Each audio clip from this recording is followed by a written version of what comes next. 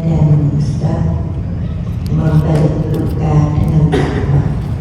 Luka itu identik dengan penderitaan. Maka ketika Jogja gempa, orang bilang Jogja terluka, Jogja gempa, Jogja derita, Jogja gempa, duka, Jogja, atau manapun yang sedang diluluh musibah dibilang duka, ya, duka Lombok, duka Merapi, duka Palestina, duka mana saja, identik ketika kita berkata luka adalah sebuah penderitaan. Namun demikian, derita dan bahagia itu tidak datang dari luar, tapi derita dan bahagia itu datang dari hati kita ketika kita tidak mampu memanage apa yang ada di lingkungan kita itu dengan baik. Bagaimana supaya derita itu bisa kita ambil hikmahnya, musibah itu bisa membawa sesuatu yang luar biasa? Ternyata perlu kita obati. Kita balut dengan ketaatan kita kepada Allah, kita balut dengan ketakwaan, insya Allah semua duka akan berlalu dan endingnya kita akan bahagia. Ya, kalau kita membalut luka dengan takwa, endingnya bahagia. Jadi kalau ditanyakan Tina lukanya apa Bu? Yang pasti bukan kesandung, yang pasti bukan khusus buntu gitu nih. Tapi lukanya itu luka di hati, luka di jiwa, luka di mental. Itu yang bisa kita sembuhkan dengan ketaatan yang dalam bahasa simpelnya saya sebut bertakwa. Bunda boleh membuka surat Al-Mumtahanah ayatnya 6. Ketika saya berbicara luka cocok dengan eventnya Idul Adha, maka saya mengambil surat ini, surat ke-60 ayatnya 6. Allah berungkap, laqad kana lakum fihim uswatun hasanatun liman kana yarjullaha wal yawmal akhir wa may yatawalla fa innallaha huwal ghaniyyul hamid. Sungguh pada diri Ibrahim dan umatnya, yang dimaksudkan umat di sini termasuk keluarganya. Sungguh pada diri Ibrahim, kalau dibilang umatnya itu mencakup keluarganya atau keluarga sebenarnya lebih dari sekedar umat, maka di sini Ibrahim, Sarah, Sayyidah Hajar, Ismail dan Ishak semuanya pantas untuk disuri tauladan. Ya, karena sungguh pada mereka Ibrahim dan umatnya terdapat suri tauladan yang baik. Ada suri tauladan dalam diri Sayyidah Hajar, ada suri tauladan dalam Sayyidah Sarah, ada suri tauladan dalam diri Nabi Ismail maupun Nabi Ishak. Bagimu, untuk kita ini, yaitu bagi orang yang mengharapkan pahala dari Allah, yarjullaha wal yaumil akhir. Siapa yang bisa meneladani mereka? Dialah orang-orang yang insya Allah akan mendapatkan pahala dan mengharapkan keselamatan di hari kemudian. Barang siapa yang berpaling, ingkar, mendustakan, tidak percaya, tidak mengikuti, jadi bahasa padananya cukup banyak sanatur, ya, ingkar, berpaling, tidak percaya, mendustakan, maka sesungguhnya Allah dialah yang maha kaya, maha terpuji. Jadi sama, manusia itu kan terhadap Quran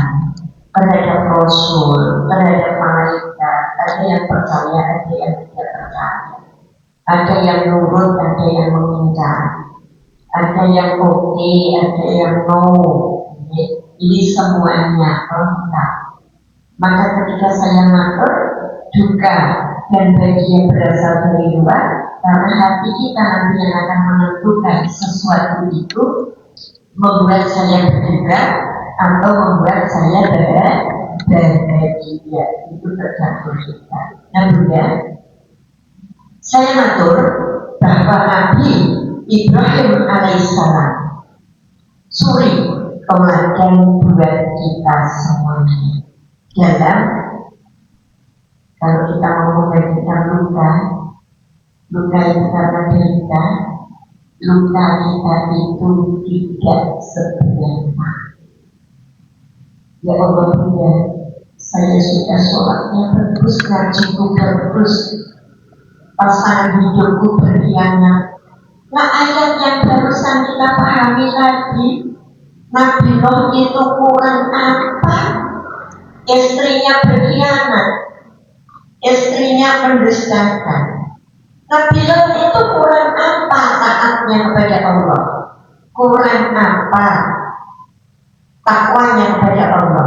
Tetapi beliau memiliki keluarga yang mendustakan. Jadi kita tidak mudah untuk mengatakan, kenapa sih anaknya kok nakal? Namun bapaknya rambutnya, nah ini bapaknya mati dan benar saja anaknya juga nakal. Kenapa? Karena sedang diambil oleh Allah untuk menguji keimanan kedua orang tuanya. Nah, bunda-bunda yang saya kagumi, Ustaz yang saya hormati, kalau kita mencoba mengambil Ibrahim sebagai suri teladan, Ibrahim yang dilahirkan di tahun 2295 sebelum Masehi. Coba 2295 ditambah 2025 itu kalau dijumlah sudah ada 4.000, ya, 500-an sekian tahun yang lalu Ibrahim dilahirkan. Lahir cengker itu sudah berduka. Lahir cengker sudah berduka. Lalu kalau kita mau membandingkan kita itu kita tidak seberapa. Kok sudah berduka? Didahului dengan raja rambut yang bermimpi. Kemudian takbir mimpinya mengatakan ada seorang laki-laki yang mau lahir, yang itu akan menjadi musuh besar raja rambut. Ini dengan kisah Raja Fir'aun dan Musa. Sedangkan hari itu ibunya Ibrahim sedang mengandung besar, nyaris melahirkan. Dalam kisah yang saya pahami, saya baca, kemudian beliau pergi ditemani anak laki-laki yang besar, kakaknya Ibrahim, ada di sebuah gua. Untuk apa? Melahirkan. Dan setelah melahirkan itu ditinggal pergi pulang, ditinggal pulang. Terus siapa? Ternyata Ibrahim tumbuh tidak sebagaimana bayi yang lain. Kalau bayi yang lain itu lama sekali, Ibrahim itu hanya hitungan bulan. Ketika kakaknya mengunjungi, Ibrahim sudah bisa lari-lari, sudah bisa ngobrol, sudah bisa semuanya. Sehingga ketika ditanya siapa yang memberi makan kamu, siapa yang mengasuh kamu, dia sudah bisa berkata Allah. Bercak dengan Isa betul-betul bayi dalam buayan, bisa ngomong. Kalau ini sudah ditinggal seperti itu, siapa yang memelihara kamu sehingga kamu tumbuh menjadi seorang bocah yang lebih dari yang lain? Ternyata Allah. Kemudian dibawa pulang. Raja tidak curiga karena anak itu sudah tidak gede, berarti bukan yang lain dalam bulan-bulan ini. Maka dibiarkan dia tumbuh. Luka, cuma tidak bisa ngomong.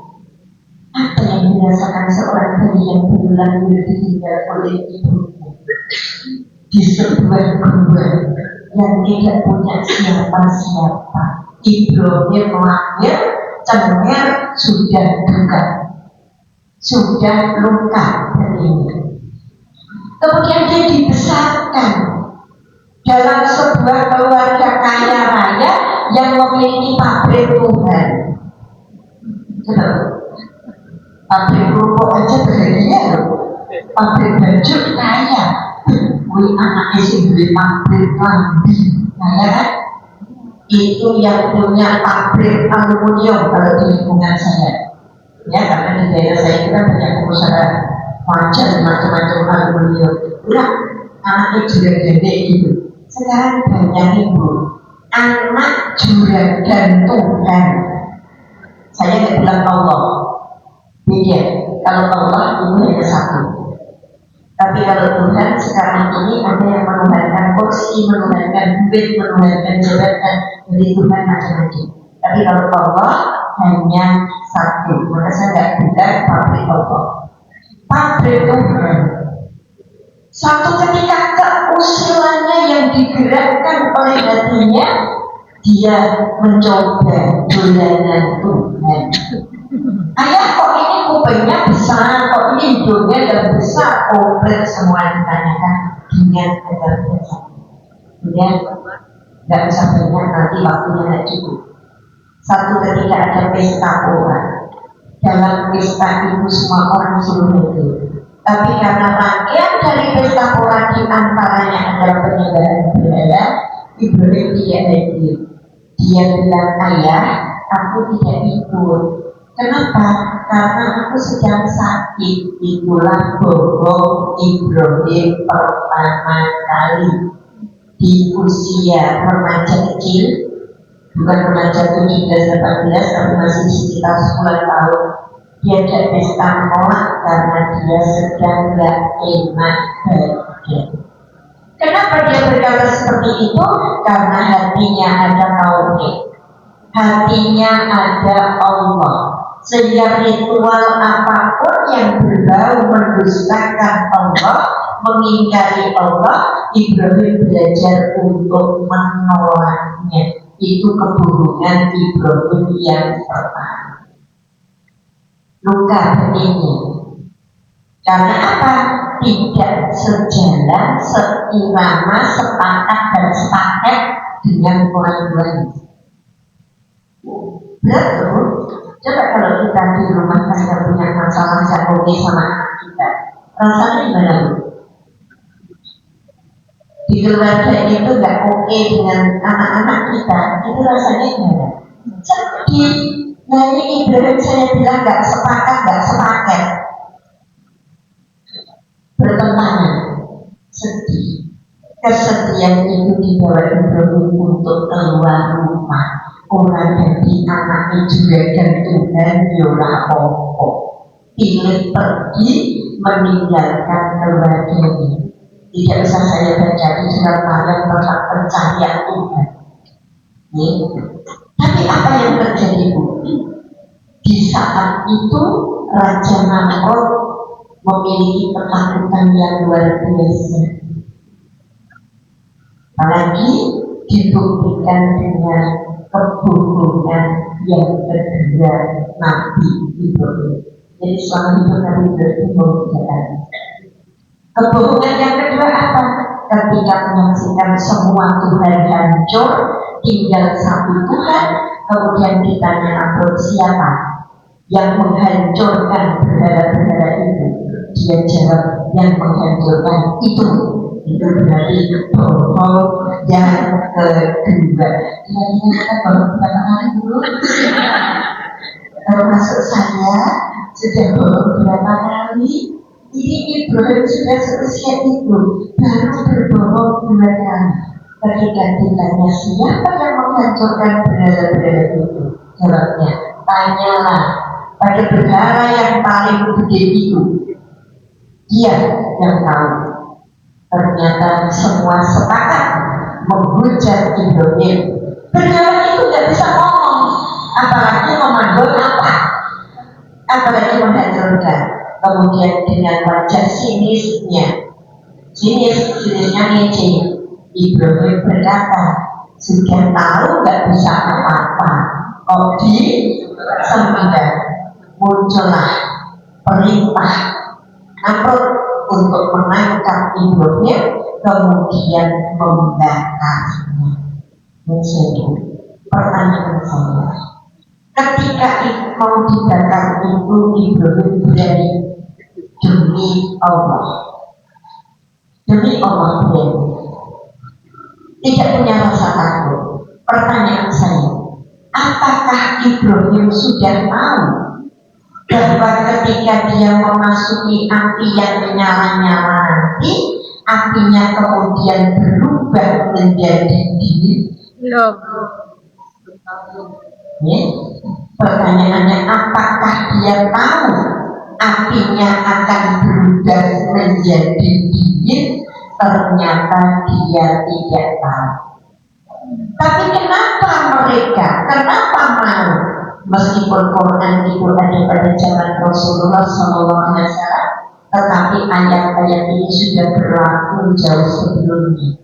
Karena Ibrahim sudah meyakini bahwa yatakilah hanya ja'alahu makroja. Pembalut taklukannya dengan takwa di sini. Karena Ibrahim bertakwa kepada Allah, maka dia pun yakin Allah yang akan memberikan jalan keluar. Alhasil juga dilihat surat 21. Jadi ngaji itu ekonomi cerita dunia, tapi nggak boleh lepas dari ayat-ayat Al-Quran, karena ini yang diceritakan itu sejarah Nabi panutan kita yang ada di dalam Al-Quran, jadi tidak disalahkan. Wah, aku tak ngarang saja, enggak. Ketika saya bercerita, apakah Nabi Ibrahim tahu bahwa apinya akan dingin? Tidak tahu. Dan itu ada di Quran. Bagaimana kemudian apinya dingin? Ayo kita buka surat Al-Anbiya atau surat 21 ayatnya 68 hingga 69. Qalu harikuhu wansuru alihatakum in kuntum fa'ilin. Mereka berkata, bakarlah dia dan bantulah Tuhan kamu jika kamu benar-benar tidak berbuat. Serta suruh bakar Ibrahim rame-rame, dan Ibrahim tidak melawan, apalagi melarikan diri. Ibrahim mau dibakar. Kemudian di suratnya yang sama, ayatnya 69, berungkap Allah, Qul ma ya'maru quli bardan wa salaman ala Ibrahim. Kami Allah berfirman, wahai api, jadilah kamu dingin dan penyelamat bagi Ibrahim. Jadi ketakwaan Nabi Ibrahim ini yang membuat semuanya berakhir luar biasa. Di dalam hati dan jiwanya ada tauhid, ada penghambaan diri kepada Allah, ada penyerahan total kepada Allah. Itu yang membuat Allah memberikan janji-janjinya itu terwujud. Jalan keluar yang baik, yang di luar pada geger nanti bentuk Ibrahim seperti apa ketika api itu sudah padam. Ternyata sebelum Ibrahim masuk, api sudah berubah dingin, walaupun dari luar juga menyala-nyala. Ini sama kalau kita mau berbincang Siti Asia, Sayyidah Asia, istri Fir'aun yang meninggal dalam keadaan tersenyum sekalipun ditindih batu besar di dalam dadanya.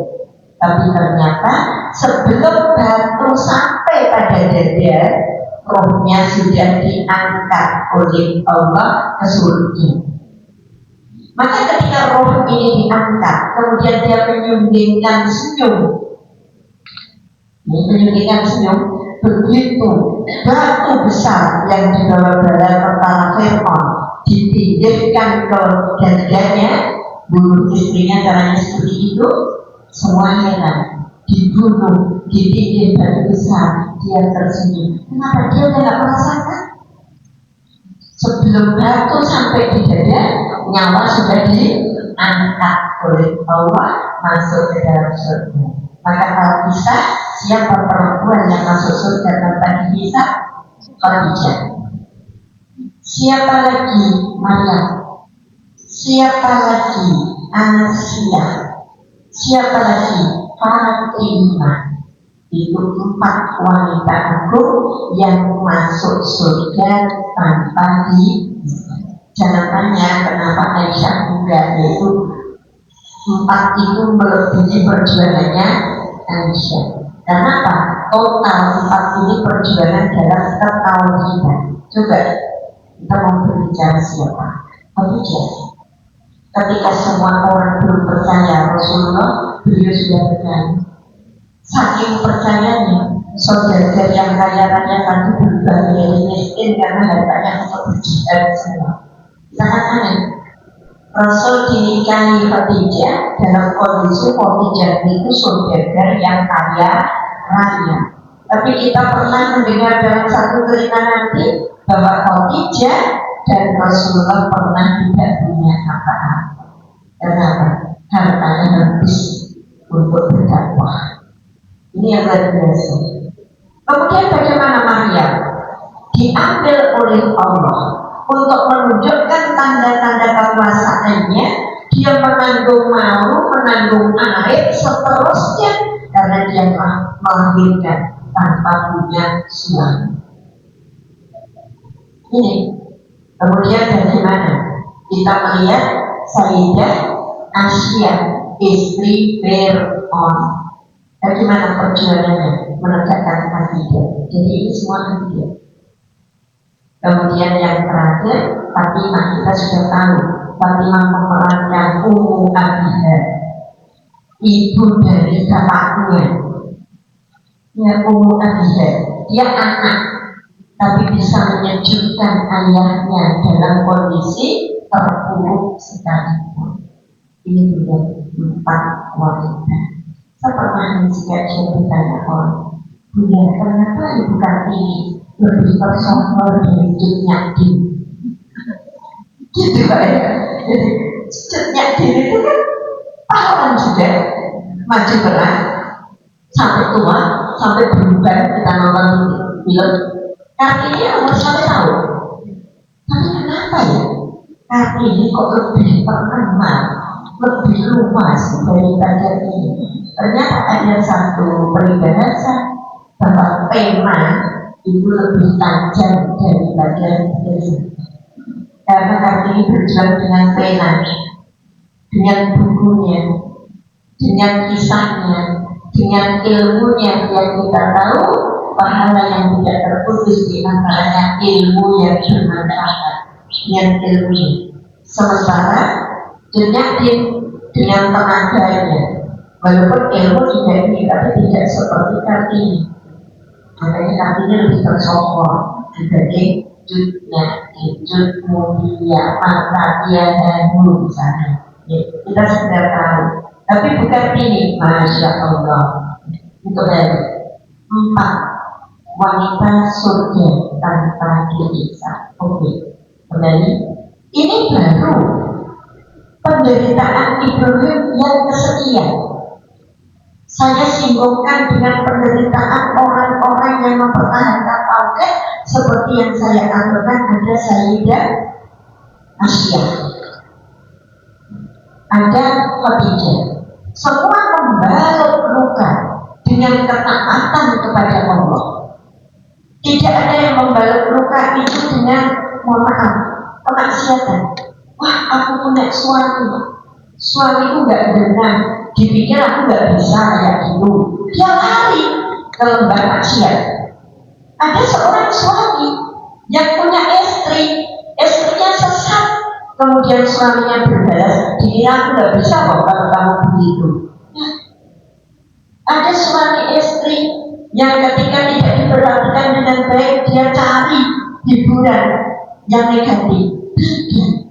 Keluarga Nabi Ibrahim dan orang-orang yang saya sebutkan tadi kompak dalam menyembuhkan luka batinnya, milih taat kepada Allah. Karena memangnya itu, ketika kita punya problem yang begitu berat, ketika kita punya masalah yang begitu besar, Allah hanya dari kita untuk melakukan dua hal: sabar dan sholat. Banyak kan? Tapi ada orang punya masalah malah protes. Aku sholat tiap hari juga punya masalah, tidak sholat. Jadi keliru. Orang ini tidak layak berkata aku sabar dan sebagainya. Karena orang sabar itu tambah dekat kepada Allah ketika dia kena musibah, bukan tambah lagi. Kalau tambah lagi itu bukan sabar, karena memang intinya begitu. Sabar dan sholat. Oke, benar. Luka batin Ibrahim yang kesekian. Bagaimana luka batin Ibrahim yang berikutnya? Ketika dia hidup dalam sebuah kerajaan yang tadi rajanya sudah melakukan buruk tabiatnya. Kemudian saya mundur sedikit. Jadi Ibrahim itu lahir dan dibesarkan di Babilonia. Kemudian dia pergi ke Mesir bersama Siti Sarah. Kuburnya Ibrahim dengan dekat Al-Aqsa. Jadi kalau kita menunggu suatu saat yang umroh sampai ke sana, itu nanti dilihatin ya kubur Ibrahim. Nah, saya maklum. Ketika Ibrahim masuk dalam satu wilayah, ternyata dia terjebak dalam satu wilayah yang rajanya juga dolim sedolim-dolim. Dia tidak hanya menguasai harta, tapi dia akan menguasai semua perempuan cantik yang ada di wilayahnya. Termasuk ketika kalau zaman sekarang dilihat dari CCTV, ada seorang laki-laki masuk wilayahnya dengan perempuan cantik, Siti Sarah, Sayyidah Sarah. Maka disuruhlah bawahannya untuk memanggil pemuda itu, kemudian disuruh menghadap dengan perempuan cantiknya. Maka lahirlah keturunan Ibrahim yang ketiga. Kamu siapa? Pemuda dari mana? Saya Ibrahim. Siapa wanita cantik di sebelahmu? Ini adik saya. Keturunan yang ketiga. Jadi keturunan yang pertama tadi bilang sakit ketika mau diajak pesta orang. Yang kedua ketika menghancurkan berhala, dia bilang yang menghancurkan itu. Dan yang ketiga adalah dia mengaku Sarah adalah adiknya, bukan istri. Tiga cukup berbohong. Kita sudah cukup belum? Ini berbohong. Walaupun itu untuk kebaikan.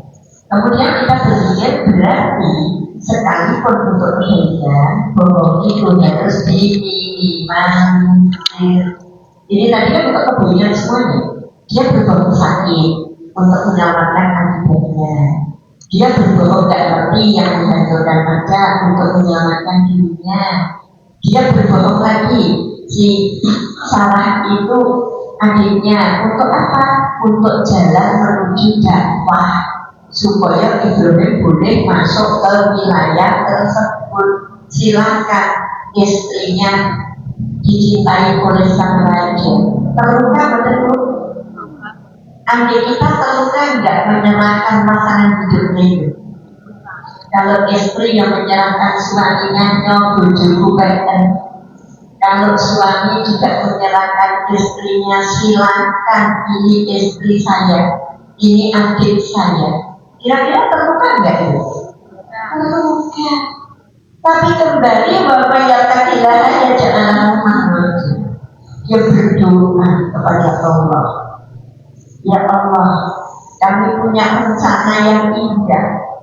Tapi skenario jauh lebih indah. Ibrahim menyerahkan semuanya. Akhirnya apa? Sarah dicintai oleh sang raja. Namun begitu, setiap kali sang raja mendekati Sarah, panaslah sekujur tubuhnya. Kalau anak sekarang nanti jadinya kayak polio, saking panas tinggi, kemudian lumpuh. Dia bilang, Sarah doakan aku agar aku bisa berdiri lagi. Dengan dengan Sarah. Tapi dia kan sembuhnya sembuh lemes, dia sudah selesai. 2 hari lagi dia sehat lagi, dia dekati lagi kamar Sarah lagi, dia lumpuh lagi dengan mengeluarkan apa itu nuansa panas yang luar biasa, nggak mampu lagi. Balik lagi, besok kalau dia menghendaki lagi, datangi lagi kamar Sarah, begitu lagi sampai berkali-kali.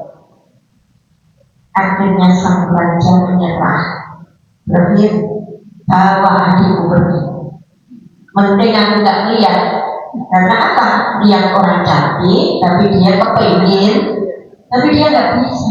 Maka dia suruh pergi Ibrahim setelah Ibrahim berdakwah di kerajaan itu beberapa waktu. Ini cara Ibrahim. Kemudian Ibrahim pergi menggandeng adik pulang-pulangnya dari istri. Tapi oleh sang raja justru diberi hadiah. Jadi bawa pelayan ini karena dia melayani Sarah, melayani Ibrahim ke kerajaan dengan baik. Dibawalah pelayan itu. Hajar luka kesekian. Luka berikutnya ketika Sarah meminta nikahlah untuk meneruskan biar ada generasi yang akan datang. Kira-kira Sarah itu ngakonekasi ini, artinya luka bodoh, luka. Tapi dia pandai sekali menutupi lukanya. Dia izinkan Ibrahim menikah dengan Hajar. Tapi apa? Sepandai-pandainya orang menyimpan akan meledak. Begitu mendengar berita Hajar hamil, kecemburuan Sarah meledak. Bahkan dia pernah niat untuk memukul si Hajar. Itu normal nggak? Hajar nggak? Sangat wajar, sangat wajar. Kemarin dia berjuang masih model aku, model-model yang gue anak. Nah kok sekarang Hajar hamil, dia sudah membayangkan Hajar jauh lebih dicintai daripada dia, marah besar. Luka siapa ini? Luka Sarah.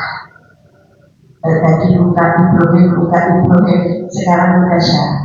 Kenapa saya matur luka Sarah?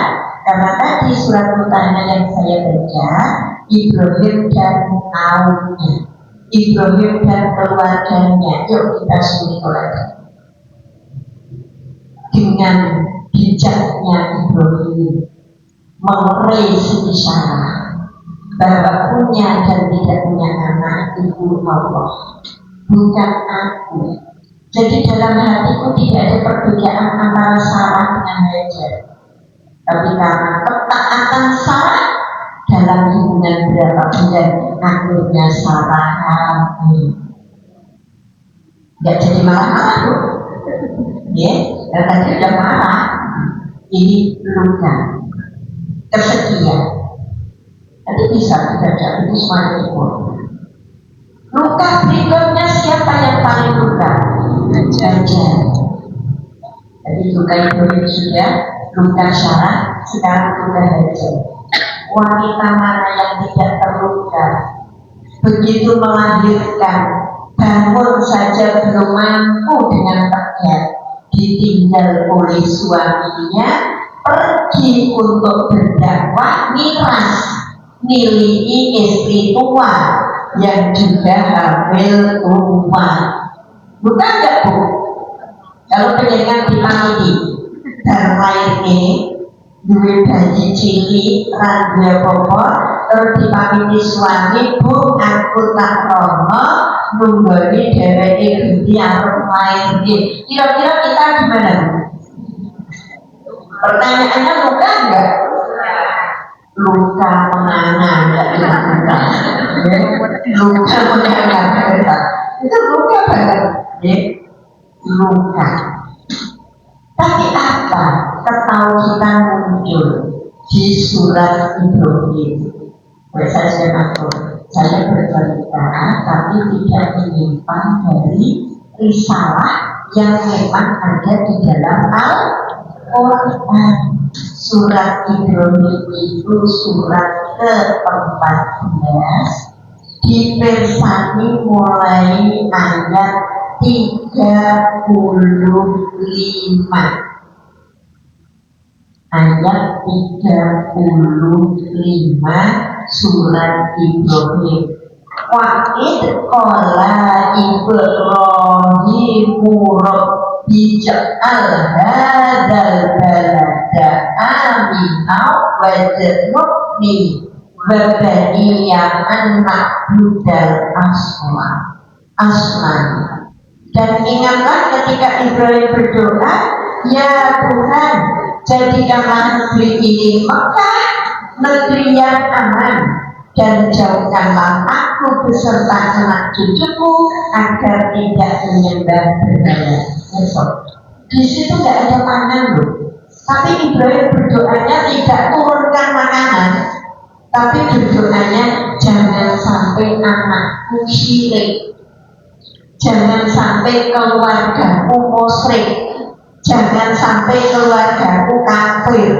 Nah, nitipnya itu bukan nitip untuk diberi makanan, nitipnya ke Allah, tapi nitipnya untuk diberi kenyamanan dengan kita dan aman, dan tauhidnya kuat sehingga mereka tidak menyembah berhala. Dilanjutkan di ayat 36.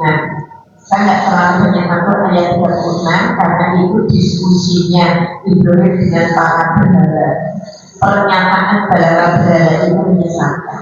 Tapi langsung saya tuju di ayat yang 37. Di ayat 37-nya Ibrahim kembali berdoa, Rabbana, ya Tuhan kami, ini sesungguhnya aku askantu menempatkan min dari zuriati anak cucuku keluargaku di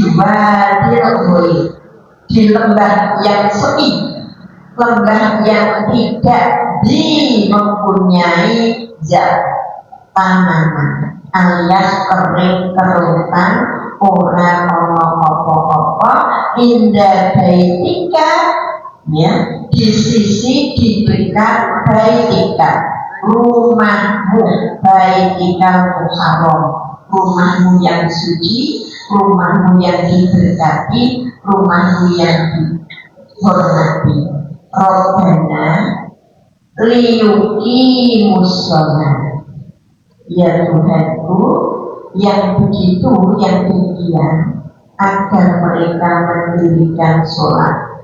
Pajak al-afidatan minan nas, dan hati mereka, orang-orang pada kebanyakan manusia condong kepadanya, tahwi cenderung, ya, ilahi kepada mereka.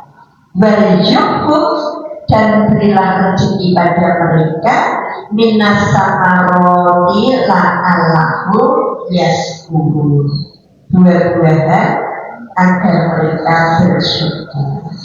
Ini sekalipun akhirnya nanti minta diberi rezeki, tapi dari depan yang diminta Ibrahim itu anaknya tidak menyembah berhala, tinggal di dekat Baitullah supaya sholatnya tertib.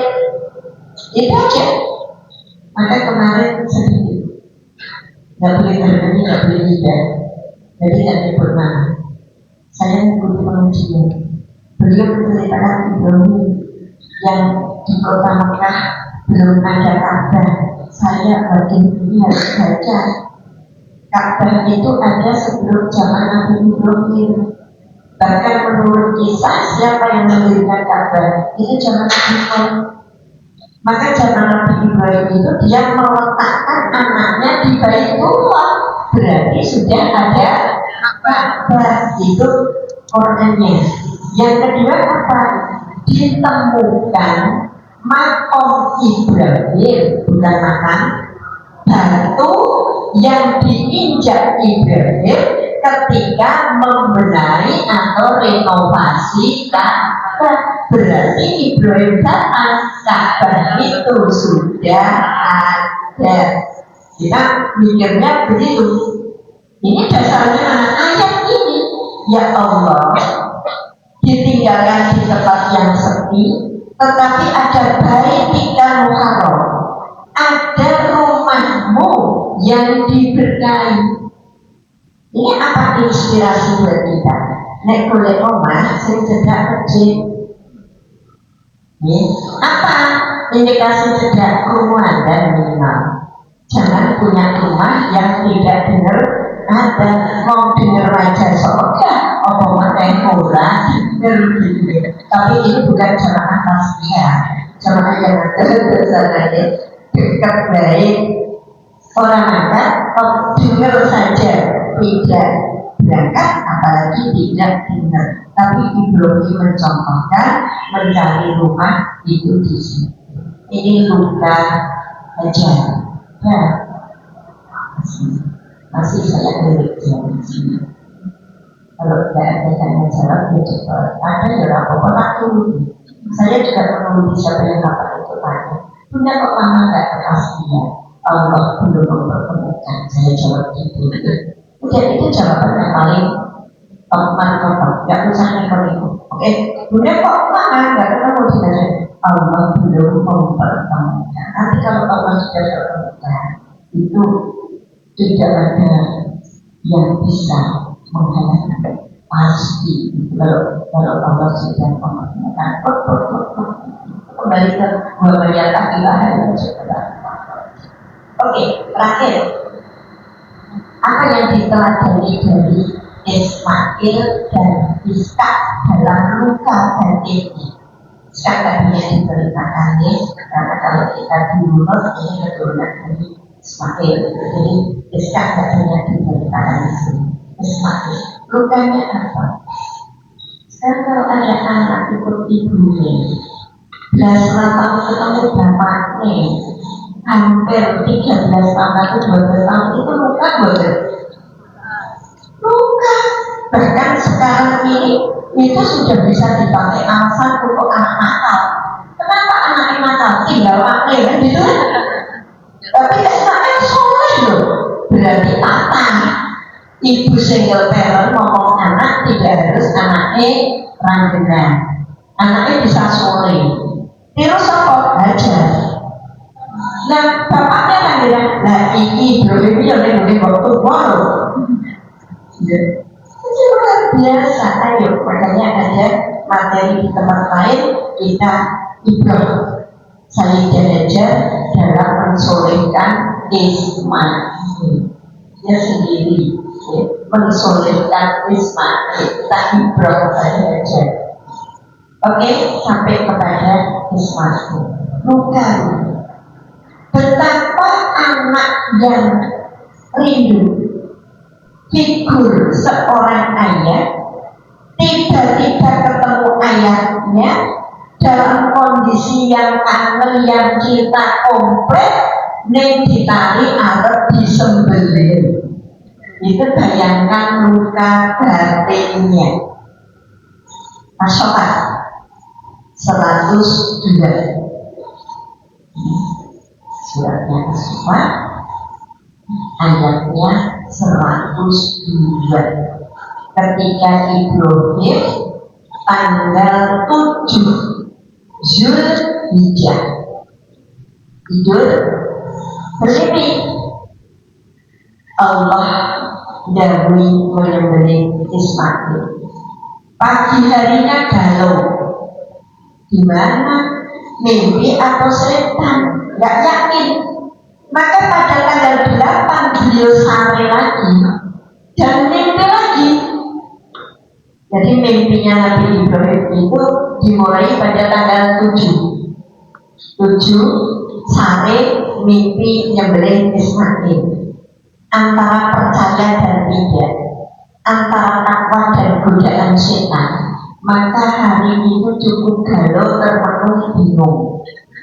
Kemudian tanggal 8-nya Ibrahim sare lagi, mimpi lagi untuk menyembelih Ismail. Pagi harinya masih bingung gimana caranya nyembelih. Sampai sore nggak ada solusi. Sampai malam dia tidur lagi. Maka pada tanggal 9 Nabi Ibrahim mimpi untuk ketiga kalinya menyembelih Ismail. Jadi mimpi itu tanggal 7, 8, 9 mimpi. Maka tanggal 10-nya diberanikan cerita pada Hajar kalau beliau mimpi menyembelih Ismail. Namunkah Hajar? Tidak. Tapi jawabnya, coba tanya pada Ismail. Coba. Itu ibu mana? Diceritani anaknya harus dibelah malah kok tari dewe Pak. Kalau bahasa kita sudah sana ditarik sendiri. Dipanggillah Ismail. Diajak cerita. Ini luka total serumah. Ibu mana yang tidak terluka batinnya ketika anaknya mau disembelih? Ayah mana yang harus menghantarkan anaknya dengan pesonya sendiri, tangannya sendiri? Anak mana yang tidak terluka batinnya ketika ditari mau disembelih? Luar biasa. Terjadilah diskusi. Maka ketika anak itu sampai pada umur sanggup berusaha bersamanya, misalkan kira-kira umurnya 12 sampai 13 tahun, maka ditarik. Ibrahim berkata, wahai anakku, sesungguhnya aku bermimpi bahwa aku menyembelihmu. Maka pikirkanlah bagaimana pendapat. Ini yang disebut musyawarah. Karena pakai bagaimana pendapatmu. Kemudian Ismail berkata, ya abatif al-matumah satajiduni insya'allahu minas sholihin. Wahai bapakku, lakukanlah kalau memang itu dawuh Allah kepadamu, insya Allah engkau akan mendapatiku termasuk orang yang sabar. Bapak Ibu, ketika terjadi perbincangan itu dan kata sepakat diambil Ismail bersedia disembelih, tahukah Ismail dan Ibrahim kalau endingnya diganti kibas? Tidak ngerti. Ismail tidak ngerti kalau nanti akan ditarik oleh malaikat diganti kibas. Ibrahim juga tidak ngerti kalau nanti anaknya itu sehat selamat, yang disembelih itu kibas. Tidak ada yang ngerti. Tapi mereka mau. Karena apa? Takwanya kepada Allah. Ya, lukanya sudah habis. Kita balut dengan takwa. Hasilnya seperti apa? Ternyata setelah 10 cepat. Saya jam 11 OTW di Risogo. Di Risogo itu perbatasan Wonogiri. Saya tengok di jam saya 2 jam 15 atau 17 menit. Antaranya jam 1. Lalu selesai jalan asar sampai sini nanti maghrib, lalu baru mati. Tapi kadang-kadang asik juga sampai-sama ternyata ketemu jamaah mana gitu. Iya lah. Dan saya aslinya sini Buddha. Endingnya apa? Al-Baqarah 24. Berkabung, insya Allah yang saya sampaikan per ayatnya ada dasarnya, tidak bisa untuk kita pungkiri, untuk dibantah begitu saja, karena memang ini bukan cerita dongeng tanpa dasar, tapi ini sejarah nyata dalam Quran.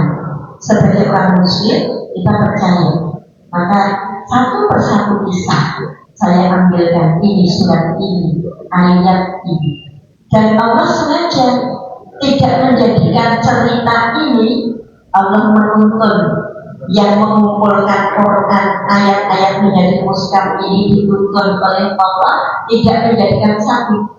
Kalau menjadikan satu ini, oh kisah Ibrahim surat Maryam ayat 1 tekan selawat selesai. Enggak, tapi saya bercerita ini sudah baca berapa? Pertama surat Al-Mumtahanah, kedua bukan surat ini, itu hebatnya Al-Quran. Untuk membaca satu sejarah saja ada 5-6 surat yang harus kita olah-alik. Kita nggak bisa menemukan seperti cetakan manusia tentang Nabi Ibrahim halaman 1 sampai 10, terus Nabi Ismail 11 sampai 17, enggak. Nanti kita cuma baca ayat itu tidak enggak. Allah coba saya lihat, coba baca surat ini semuanya. Endingnya surat Al-Baqarah ayatnya 124. Wa idtala Ibrahim rabbuhu bi kalimatin fa atammahun. Dan ingatlah ketika Ibrahim diuji Tuhannya dengan berbagai masalah, berbagai musibah, berbagai perkara yang di sini ditulis berbagai kalimat. Karena firman Allah itu ucapan, maka tulisnya berbagai kalimat, tapi pemahamannya berbagai masalah.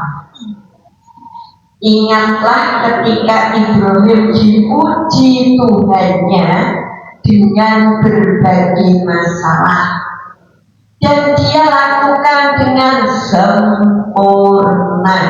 Allah itu mendikoni pakai sempurna. Kita, aku itu kurang apa, sabar. Saya ngomong sabar sopo, aku dewe, gitu kan? Aku sudah menjalankan takdir Allah dengan sempurna. Sopo sing cerita sempurna, aku ini lihat. Ini Allah yang mendikon dengan sempurna. Maka kita lihat hadiah yang diberikan Allah, membalas luka sekarang sudah sembuh total. Apa kata Allah? Qala inni ja'iluka linnasi imama. Ibrahim, aku angkat engkau menjadi pemimpin seluruh manusia. Maka disebut ayat bapaknya para nabi. Ini pemimpinnya seluruh manusia, manusia kafir, manusia boleh, manusia beriman, manusia Allah, semua tunduk di bawah Nabi Ibrahim. Itu Bu. Yang bilang siapa? Yang bilang Allah dengan sempurna. Nabi Ibrahim menjalankan semua cobaan Allah. Tapi kembali, Ibrahim orang yang santun, yang tidak serakah. Ibrahim orang yang visioner, punya visi ke depannya sangat tinggi. Maka ketika Allah memberikan jabatan menjadi pemimpin seluruh manusia, Ibrahim justru tidak serta-merta mau. Ibrahim berkata, "Ola wa min dunyati pripun nasibe anak putu kula. Saya jadi pemimpin, tapi anak putuku gimana? Kan ada bapaknya bapaknya pejabat hebat, anaknya besok marah. Ini nggak kepengen. Ibrahim itu kepinginnya naik aku Ibrahim jadi pimpinan, ya Allah jaminan untuk anak-anakku yang saya maksud visinya luar biasa ke depan dijalan oleh Allah. Oleh la yang lalu akhir doli. Sungguh berkata sesungguhnya nanti jadi pemimpin sudah bagaimana anak cucu, kemudian Allah beritahu, Allah berfirman benar. Kamu memikirkan anak cucu itu benar, Ibrahim. Janjiku tidak berlaku untuk orang dolim. Benar Ibrahim, anak putumu besok akan menjadi pemimpin dengan catatan tidak dolim. Maka kalau sekarang kita kemudian menemukan pemimpin yang dolim, sungguh itu bukan pilihan Allah. Itu cuma kita milih diizinkan oleh Allah, ini bukan pilihan Allah. Allah tidak pilih itu sebenarnya. Kenapa bisa istighfar untuk orangnya, bisa pembelajaran untuk kita? Nah kapan? Nanti setelah Ibrahim itu bisa menjadi pemimpin, apa yang kita dapatkan? Jika kita telah menjalankan semua skenario Allah yang panis, yang pedas, yang asin, yang apapun rasanya, kita tinggal menunggu kapan keindahan itu muncul. Saya sering atur pelangi tidak ada kalau tidak ada hujan dan petir. Karena ada mendung, kemudian hujan diselingi petir yang menggelegar, maka kemudian muncul pelangi. Ini kisah hidup. Gitu. Nah, kita bisa mengangkat dari kisah Rasulullah SAW bagaimana beliau luka dari dalam kandungan. Ini nabi-nabi kita yang luar biasa. Endingnya menjadi pemimpin seluruh umat. Terima kasih Ustaz dan bunda-bunda semuanya. Demikian yang saya aturkan. Sekali lagi boleh kita bercerita, kita baca sejarah, tapi jangan lupa ini sejarah sungguh-sungguh bukan karangan manusia. Jadi ayatnya dicari, penguat hadisnya dicari, supaya apa? Kita tidak bercerita. Iya, artinya bercerita tanpa ada dasarnya. Maka saya kembalikan surat ini, ayat ini mari dibaca, ini dibuka dari mana diberkatnya kepada kita. Terima kasih. Banyak salam untuk dimaafkan bila kita kembali. Assalamualaikum warahmatullahi wabarakatuh.